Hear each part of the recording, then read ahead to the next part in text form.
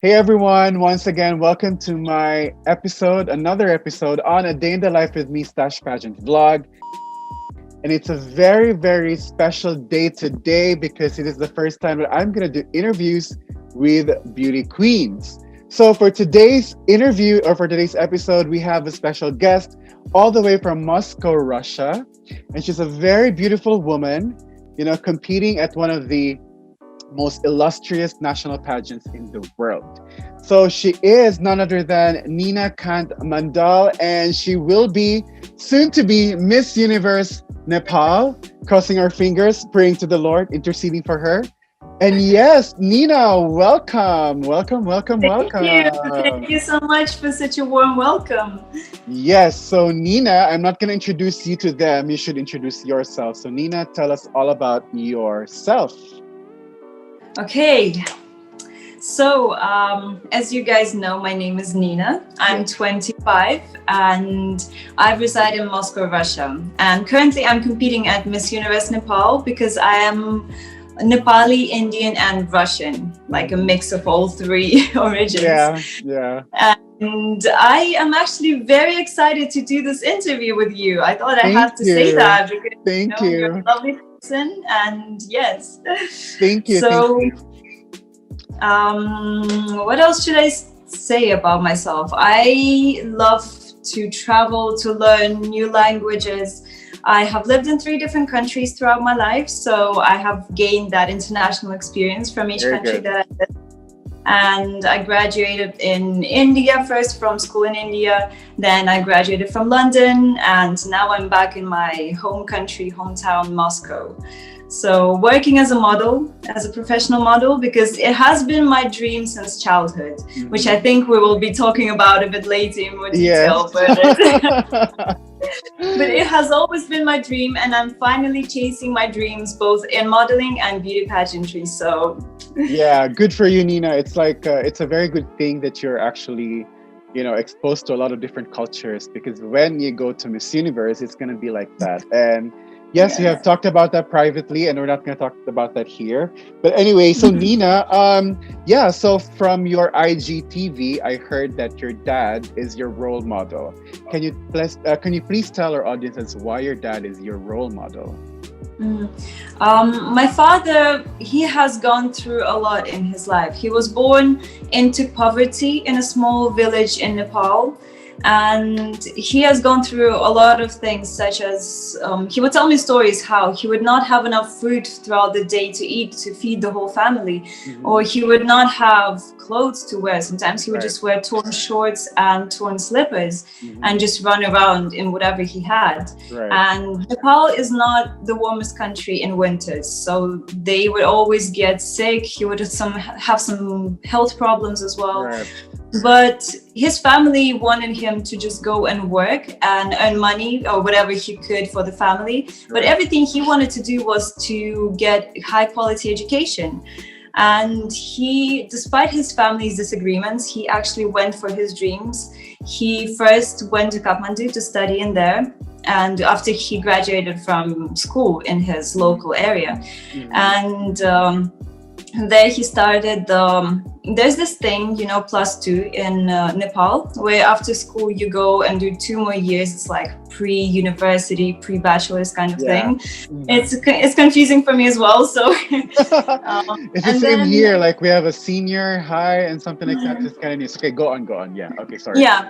And so after that, back then Russia was USSR, and they had this program where they went to different countries around Africa, to India and Nepal as well, and they would look for talented kids, for those who they could take back to USSR and give them free education and just give something to these children. So this program was launched in Nepal as well, and there were only just a few spots for medicine, few spots for engineering, and like different programs like that. And my father thought that this is the chance for him to get high quality education for free as well, and a different country, which he didn't even know where it was on the map. He thought it was somewhere around America, because America is the Yeah. only country he knew apart from Nepal Okay. and India.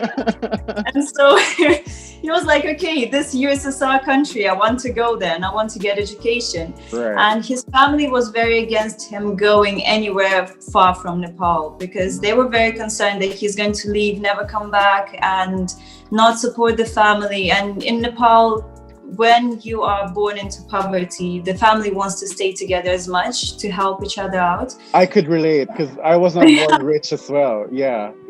Yeah, I think you would understand that. Of course, yeah. My father, what he did, he just went for it.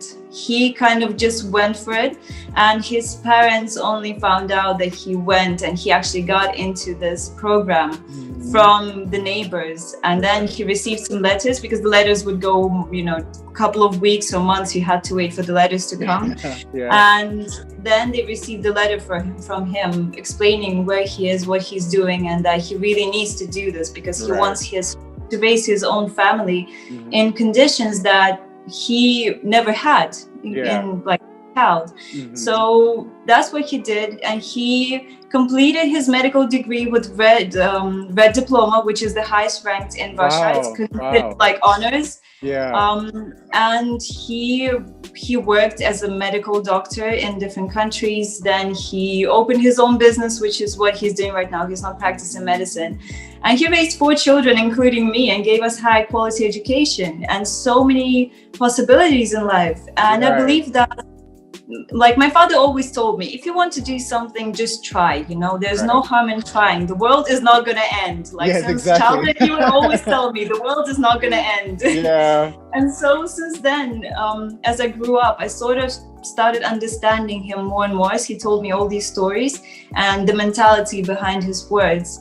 And I feel like that's what empowered me to go for my dreams, to just quit my job, which I was not happy at. Because he supported me. He said, if you want to do this, if you're going to be happy, just do it. And I did that. I went for a modeling career, which is what I wanted to do since I was a child. And then as I wanted to enter beauty pageant, he also just said, just try. If you want to do it, try, go for it. Like, the world is not going to end. So. Yeah, and I really admire your father because, I could relate to him as well. I didn't grow up to a rich family, and I think because of poverty, it instills so much fear as parents that they don't want their child to fail because like the immediate needs have to be met and stuff like that. So I kind of got your grandparents where they're at, because my dad was like that too. But I just explained to him that this is my dream. I have to chase for it. I have to go for it because otherwise I would end up unhappy. So I think the most important lesson here that we could share to our viewers is that when you are onto something, just decide, and then you would know the next step afterwards, right? You don't really have to like think and then you're not producing anything. So anyway, Nina, thank you for sharing that in detail. That was so inspiring. And perhaps if I could interpret it correctly, your dad's competence and commitment and being goal driven has inspired you to like go for your dreams as well. Am I right? Yes, and that is also because he did not have so much support from his family and from his friends. Maybe just like a couple of friends or his older brother on the side. But his parents were never those people who just said, go and do whatever you want to do in your life. And I think that's what he wanted to avoid as we were growing up, especially me, because like I'm the only girl in the family, and he really wanted me to just chase my dreams, and do whatever I want to do. Like I was a bit spoiled that way. Well, yeah, it's understandable because it's like for example, Jesus Christ, the first one to reject him was his own people. So definitely in our group, in our circle, if they find us weird or if they don't understand anything or something, it's not that they don't support us, but because they're afraid of something that they do not understand. Yes, exactly. Especially the mentality is different. So that's true. So anyway, Nina, moving forward. So in one of your interviews, you mentioned about eating disorders. So my question is, can you tell us more about what you have experienced or what you went through and how you overcame eating this slice. Yeah. Yeah, sure. So I just wanted to start from the point that it was the toughest time in my life, and I hope this my story does not trigger anyone, but inspires. In fact, yeah, it's and important that we recently, talk about this. Yeah. yes, it is. I believe that is very important because only recently I started speaking up about this. Only a couple of months ago, as entered the beauty pageant, I thought it's the perfect time for me to finally start speaking about this. And it all started actually from my childhood, because I was a very shy kid. I was like very closed off. And especially even during the elementary school days, I would just wait for the next class standing next to my desk while all the other kids would run around, play with each other. And I felt very uncomfortable. I felt like I had to obey the authority who said, kids don't run around. And I would just like, okay, and just stand there. We're the same. Yeah. Oh my God. That's how funny I can relate to you. Okay, go ahead. Oh my God. And so, yes, and I was very shy. I didn't know how to kind of show myself, like expose my confidence, because I didn't know what confidence was. I thought it was something that you hear from other people, oh, you're so confident. And then you're like, oh, okay, then I am, I guess. Yeah. I didn't understand that it came from within. So I started looking for it from the outside in my environment. And I remember as I grew up, I watched the Victoria's Secret fashion show for the first time. I saw it on TV or somewhere in the magazines or something like that. And I was looking at those models. I was like, wow, that's what confidence is. Yeah. Like the perfect body shape, the skin color, which was quite like light colored. And all those beautiful, gorgeous models just walking down the runway in bikinis and underwear. And that was something that I kind of put as my ideal body, ideal confidence, portrayal of confidence. And unfortunately, as I grew up, I hit puberty and suddenly my body started growing. It started changing very fast. I have gained quite a bit of weight and I got stretch marks, and models, they do not have stretch marks in magazines. Right. I mean, they are perfect, perfectly photoshopped. So for me, stretch marks, it was like a stamp, of, your body has a defect. Right. You are no longer going to be ever a model, confident, and so basically sort of shattered my dreams within my mind. And also, since I gained weight, I was very conscious about my body, very conscious about the rolls on my tummy, although I was very young, 13, I mean. Oh my God, I can so relate, Nina. Yes, oh my God. We're gonna have some deep conversations. Oh my gosh, Nina! Yeah, I think I found a sister in you. We're even matching our colors. I know. Everything. I'm not looking at Victoria's Secret model, but I can so relate because the world will tell you that you are never enough. But anyway. Go ahead. Okay, go ahead. Continue. Also, that was the time when I transitioned from studying in school in Moscow to moving to India. For the first time, I've started living abroad. And in India, the food is delicious. It's greasy, it's cheap, and it's so available. The street food, yeah. And I started just, eating all of it because my body was craving it as, I was growing up. And I did not, watch my portions, nothing. And the stress of me gaining weight even added some more stress on top of what I was already, eating up. And that led me to kind of hating my body. So I started to learn how to hate my body through these insecurities about as I thought I was fat, I thought I was ugly, although people would tell me, oh, you're so pretty, you're so this and that. But I did not believe them. Yes, I did not believe them because I kind of set my mind onto the fact that I'm not pretty, I'm fat, I'm ugly, and all of those horrible things I told myself. So I thought, one solution to this, to get rid of all of the stress immediately, is to start dieting, like really harshly. So sometimes I would have those kind of, as I thought it was detox days, Right.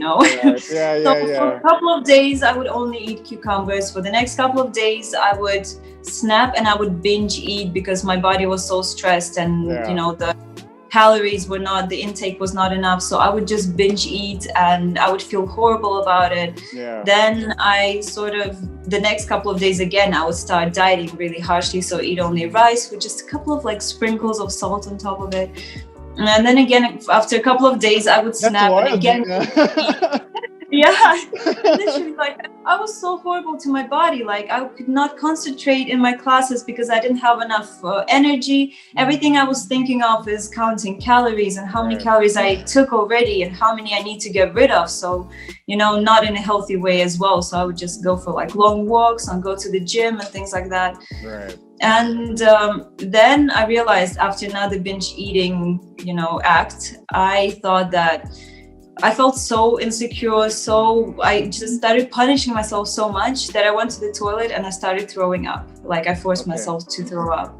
Okay. And it went on like this for, I don't know how long. Kind of like my mind sort of blocked that part of my time to sort of get me away from all the stress that I went through. Okay. And I would be lonely in my room waiting for all of my roommates to go away. Then I would like binge eat and throw up, and it was horrible. Okay. So after that, I didn't tell anyone. I was very ashamed that people would think that I'm weird, or they would say a phrase, like one phrase that I particularly was afraid of is, "Come on, it's not a big deal. Why are you doing this?" And for me, it was a big deal because it was something that I was going through for quite some time. Right. And when people say such thing to a person with a mental health illness or disorder or any sort of hardships that they're going through, it just takes away this importance of their existence, of their feelings, of their emotions, and mental state. Yeah. And for me, it was something I was very scared of. And going to a psychologist was not an option, because if people see me go into their cabinet, they would think, "Oh my gosh, she has problems," and they would just talk about things behind your back. And school is a harsh time in terms of bullying and things like that. Yes. And so one thing that really helped me was education, because we had a psychology class in 12th grade. And I was always curious how our mind works, how our interactions work, our behaviors. Right. And especially now that I went through this thing, which I didn't know what it was. It was a problem, but I could not identify it. And so I decided to take the class. And as we went through eating disorders, I was like, that is what it is. That's exactly the behavior I'm going through, the mentality that I'm having right now. And it sort of gave me clues of how I could get out of it myself. So I tried to do it by myself without going to a psychologist. And fortunately, I could do it. So I sort of changed my thinking that, it takes time to change, first of all. It takes time to lose weight, to become better at something. So I shouldn't do it rapidly with some dieting or throwing up and things like that. And my friends also helped me a lot. A couple of my best friends, we went for runs, we went to the gym together, we were cooking together. So this really helped me, this support, without them even realizing that I was going through something like this. It still helped me because I felt like I had someone next to me, someone who was supporting me.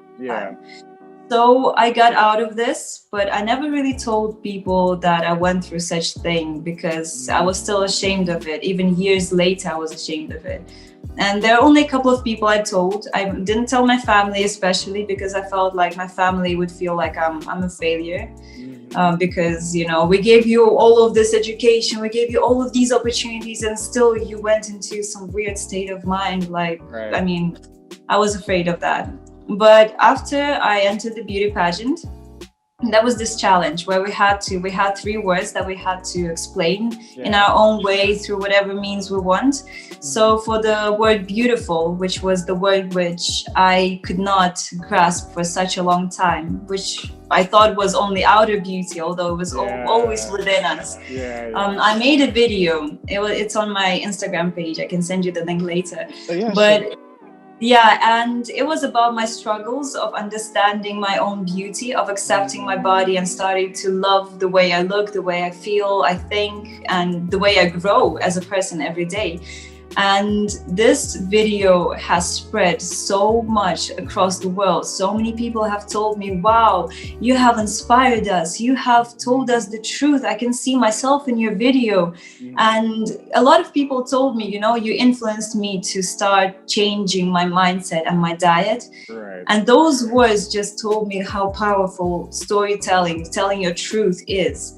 Because people start seeing themselves in you. People start seeing you as an example of where you can get if you start actually, taking care of yourself, taking care of these problems. So I thought that that is very important to spread awareness through your own example. And that is one of the reasons actually my mental health is my advocacy for Miss Universe Nepal, and which I will take on further as well. So For Miss Universe, yeah. Okay, great. Yeah. And that was a very inspiring story, Nina, because like I also went through that, being that, the magazines are filled with beautiful structures. A beautiful male specimen that you have to look like this, and if you don't look like this, you won't get accepted. And I think that is one of the biggest lies that the enemy, which is the devil, in my belief, that the devil really would take away from us, which is our value. And the Lord, like I've said in one of our conversations, like the Lord made you perfectly. Yes. And one of the things that the devil takes away from us is how we value ourselves, that value that the Lord gave us. And the only way we could overcome our insecurities is to actually, look at the value that, that the Lord gave us. That He made us perfect. He made us, me handsome, you beautiful. Whatever good things that the Lord has given you, that is your identity. And it's just so sad that we are bombarded with a lot of noise in social media, in the magazines, and all of those are lies. And you have to feed yourself, and your muscles cannot grow if you don't feed it. So you still have to eat. Because over that time, is so true.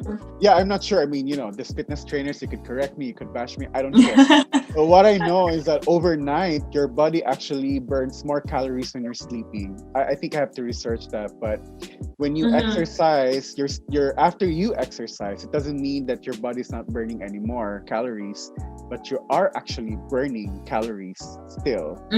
So you still have to eat. So, definitely. There's more to life than just, working out and stuff like that. And I think, Nina, the more that you value yourself, the more that you accept that you were created beautiful and embrace your perfection, your talents, your skills, whatever that the Lord has anointed you or blessed you, then I believe that you're going to continue to shine. So you being so beautiful and whatever talents that you have, which we are still going to discover along the way, that is yours. That is yours for the Lord, for you to shine, for you to bask on and stuff like that. So, okay. So moving forward, okay. There's this one harsh comment on IG. I haven't seen that. I think it was just Carlos said it, that you handled this comment pretty well. When one of your audience said that you're not Nepali enough to win the Miss Universe Nepal title. So what is your response on this one?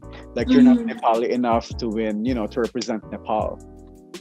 Actually, I've got quite a few comments like that before. And I sort of expected those comments to start, rushing at me, because I am one of the only contestants who does not speak fluent Nepali. I think I'm the only one, actually. Okay. And I haven't lived in Nepal for an extended period of time. Right. And since I live abroad right now, and I was born here, and I'm like mix of cultures, like mix and match, and people would take that as, no, you're not true Nepali, you're not Nepali enough. Okay. And I was thinking, yes, like I was born in a different country. Yes, I might not know the language, but that does not make me any less Nepali, because what is Nepali? To every Nepali, this experience is different. Right. And there's no one definition to being Nepali. I mean, there's so many of us living abroad as well. That doesn't take away their identity from them. Right. And as I said in the interview, in the IGTV Live, being born in a country, it happens by chance. You never know where you're going to be born. But becoming a part of a country is actually a choice. It is it is a choice that you make by putting effort into learning about the culture, learning the language, being a part of that country, understanding the people, the places. And that is what I'm doing right now. I'm trying to be as much of a part of that country as I can. Because yes, like I'm Russian, I was born here, I'm Indian as well, and I lived in India. And now it's time for me to explore the Nepali side of me as much as possible. And yes, it takes time, and for different people it's different time. You cannot say, oh, if you were not born there, you know, you're not then a part of that country. Like throughout your life, you make different decisions and you learn and explore different places and different sides of yourself as well. Because we never know who we are for such a long time. And true. Right now, yes, I'm making that conscious effort to be like, to bring out that Nepali in me. So yes, that's why I believe that I am more than enough of a Nepali to be the next Miss Universe Nepal and represent that beautiful country on an international stage. Anyway, going back, what I said is that you are a Nepali and you choose to represent Nepal. And should you win Miss Universe Nepal, which I'm very much confident of, they are very much privileged that you are the representative of Nepal. And you as well is, you as well, it is a privilege for you to go back to your roots and, show the Nepali side of you. I mean, Yes, for sure. And just kind of like an example of someone who, like one of my supporters who was saying that you are Nepali, just believe in it and be Nepali, is the fact that Catriona Gray is also a mix. She also lived in another country, yet she also got those comments of not being Filipino enough. But still, she won Binibining Filipinas and she won Miss Universe. And then people believed in her, like, yes, she represented our country so well. She became Miss Universe. And everyone believed immediately that she's Filipino. And I think, yes, like if you believe that you are, then you are. Yeah, and we're so blessed to have Catriona Gray and Pia Wurtz back, and Pia Wurtz is half German, and you being a mixed kind of woman, like you could be British, you could be Nepali, you could be Russian, and it would be a blessing for Nepal to have you as representative as well. So it's a two-way street, like love, right? Yes. Anyway, we're done with we still have one. I think that's the fifth question. I skipped to the fourth question. It's really funny. So, the fifth question is another comment, which I don't know how are you gonna take this, but one of the comments said that you are only a model. So it's like a discrimination against models, and I don't want to stereotype models because I know a lot of models. I've worked with them. So how did you handle the response being accused of you like that you're just only a model? First of all, I was trying to grasp the whole concept of you're only a model. But what do you mean by a model? Because models can be also role models. They can influence people.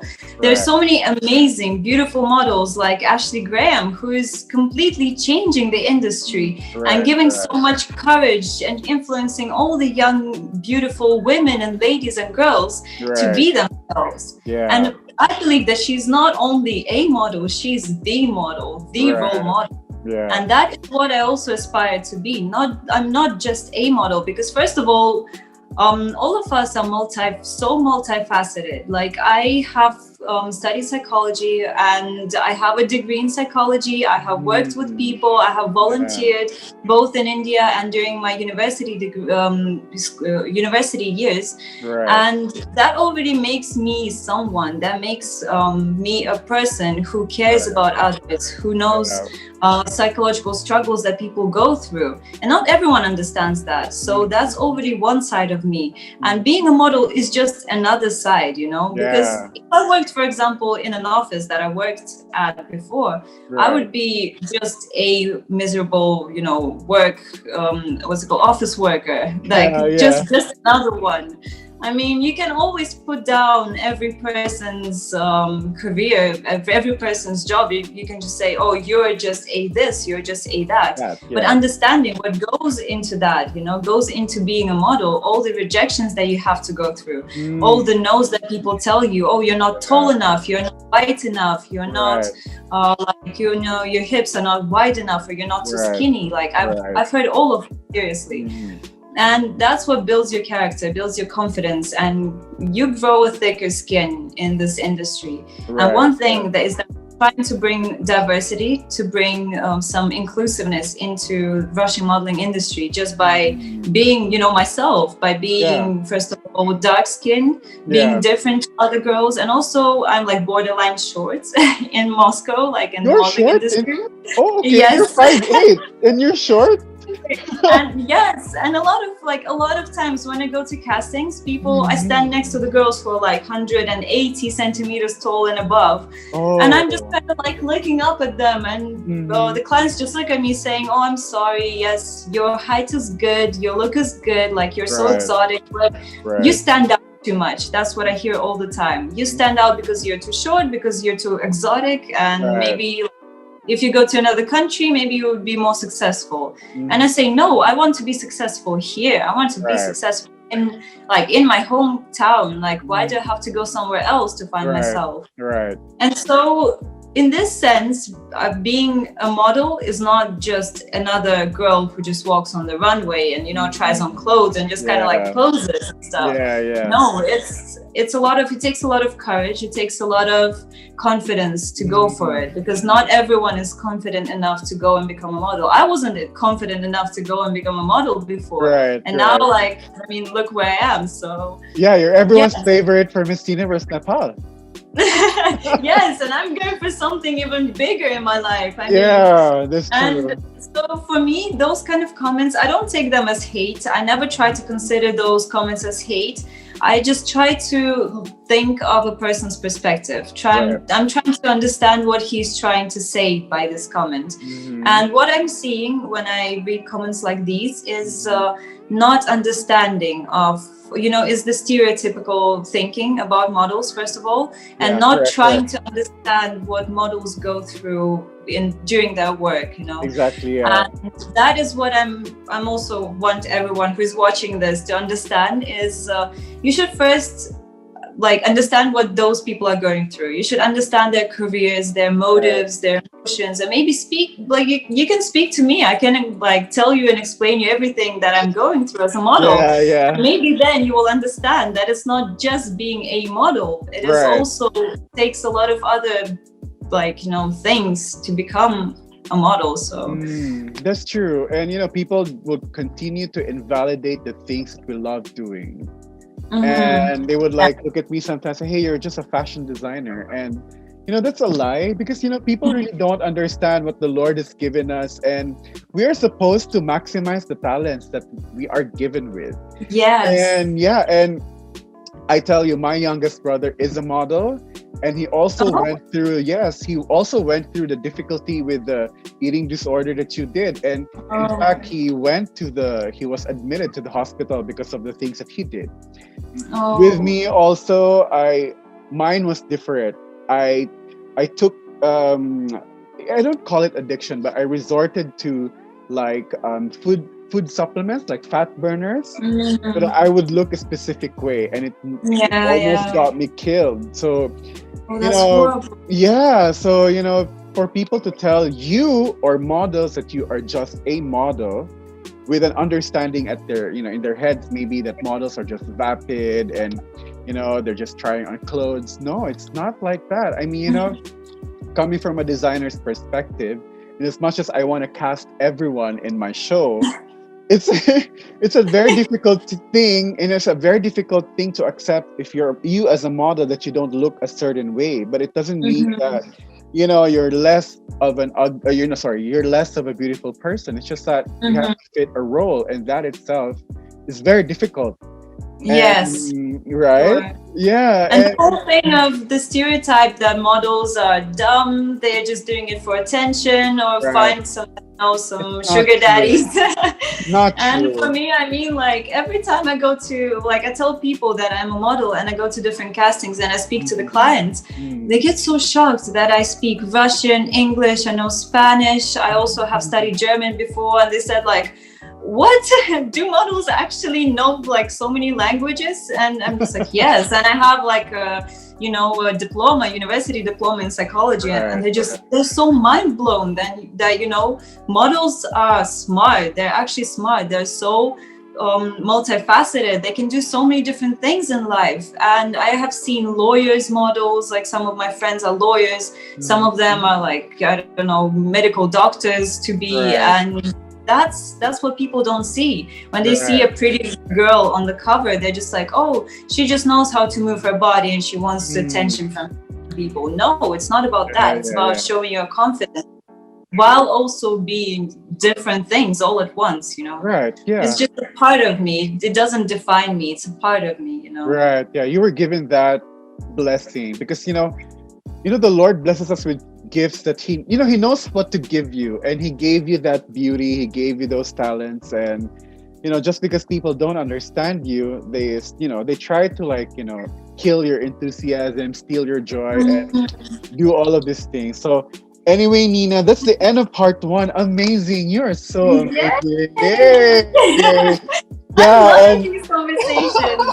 yes, and yeah, I'm really happy. So we're gonna move on to